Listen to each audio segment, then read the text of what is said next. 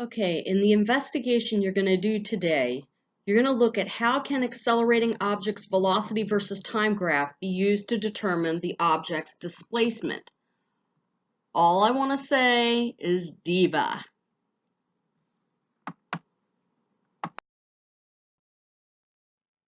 Okay, so the first thing you're going to do is you're going to set up your equipment like the picture, with the plunger on the cart facing the end stop. What you also want to do is make sure that the end stop has the magnets facing away from the cart. Then you're going to open up experiment 04B, Models Accelerated Motion, experiment file. When you power on your smart cart, you're then going to connect it using the Bluetooth. Okay, so for the collection of data for the first part, you're going to push in the cart's plunger 2 clicks and then set the cart at the bottom of the track with the plunger resting against the end stop as shown in the picture. You're then going to start recording data by clicking on the green arrow button and then tap the plunger to trigger it to launch the cart up the track. You're then going to stop recording data just before the cart starts to roll back down the track. So make sure that it doesn't start rolling back down. Your graph should look like the one shown in the picture here. Okay, so how can you tell from the graph that the car was accelerating?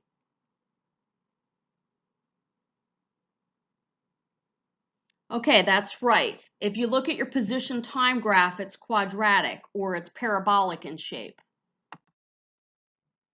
See here, the shape of the position time graph is curved. Okay, also look at the velocity time graph. The slope of the velocity time graph is not zero.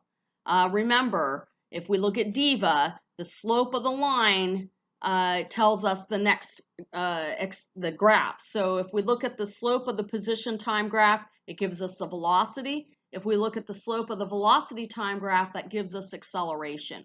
Notice here the slope is not zero, it's a value, therefore there's acceleration.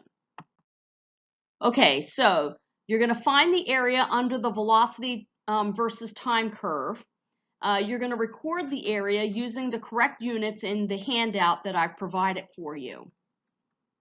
So here what you do is make sure you click on the correct data. So over on the right-hand side in the legend, you're going to click on in this picture, it's the green data. And then you're going to click the summation, which is going to give you the area. Okay, find the value of the second to last position data point in your graph. This is the cart's position when the last velocity data point was recorded. This is considered the cart's final position. Record the value of the final position data point in your handout. So what you're going to do is you're going to activate the coordinates tool. Notice that they have a little arrow pointing to it next to the hand. Okay. So also make sure that you've selected the position data instead of the velocity data. And then what you're going to do is drag the coordinates tool to the second to last data point. Okay, what was the cart's total displacement, which is x minus x naught? You're going to record that result in your handout. Okay, so remember the cart started at the bottom of the track. We're going to make that a 0 meter position. Okay, the final position is the value that you just got. Okay, now for the next part, you're going to click the check mark to hide run 1 so the graph is blank. And now what we're going to do is data collection part 2. Okay, you're going to repeat the same part 1 procedure, except this time after you launch the cart, you're going to let the cart bounce off the end stop several times. And if you look at the graph here, you'll see what you should get. Okay, you're going to record the data for about 8 seconds as the car bounces. Similar to part 1, you're going to find the area under the velocity time graph and then compare it to the cart's total displacement, delta x. Notice that it's taking the top and the bottom, the total area. Okay, how does the cart's total displacement compare to the area under its velocity time graph? Based on your results in part 1 and part 2, what is the relationship between the area under an object's velocity time graph and the object's displacement?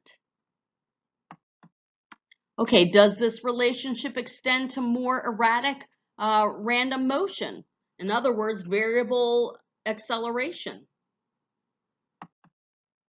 You're going to test the relationship by recording a third run of erratic random velocity data.